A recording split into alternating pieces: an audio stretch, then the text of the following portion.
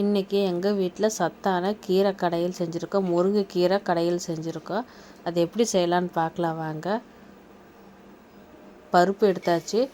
1/2 tumbler பருப்பு எடுத்து கழுவி ஒரு 1/4 மணி நேரம் ஊற வச்சுருக்கேன். முருங்கீரையை க்ளீன் பண்ணி தண்ணியில் போட்டு வச்சுருக்கேன்.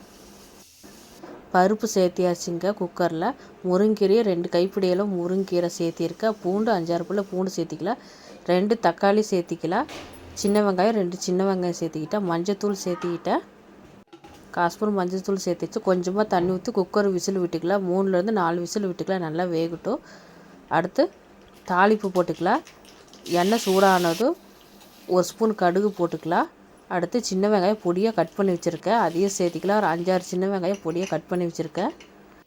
அடுத்து காரத்துக்கு ஒரு 4 வரமிளகாய் கொஞ்சமாக கருவேப்பிலை சேர்த்து வச்சு நல்லா வணங்கட்டும். பாருங்கள், கீரையும் நல்லா வெந்தாச்சு. நல்லா கடைஞ்சி விட்டுக்கலாம். பருப்பு மற்ற வச்சு கடைஞ்சா தான் நல்லா கீரை கடைய முடியும். கொஞ்சமாக நான் குழம்பு மிளகாத்தூள் சேர்த்திக்கிறேன். 1/2 ஸ்பூன் சேர்த்திக்கிட்டேன். சின்ன ஸ்பூன்ட்டு தான் 1/2 ஸ்பூன் சேர்த்திருக்கேன். நீங்கள் குழம்பு மிளகாத்தூள் வேணுன்னா சேர்த்துக்கலாம், இல்லைன்னா விட்டுடலாம். தேவையான அளவுக்கு உப்பு போட்டுக்கலாம்.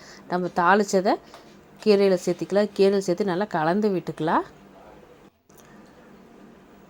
நல்லா கலந்து விட்டுக்கலாம். அடுப்பு ஆஃப் பண்ணிடலாம். அடுத்து நம்ம சாப்பாட்டில் போட்டு சூடாக பரிமாறி சாப்பிட்லாம். சத்தான கீரை குழம்பு, முருங்கீரை குழம்பு ரெடி ஆயிடுச்சு.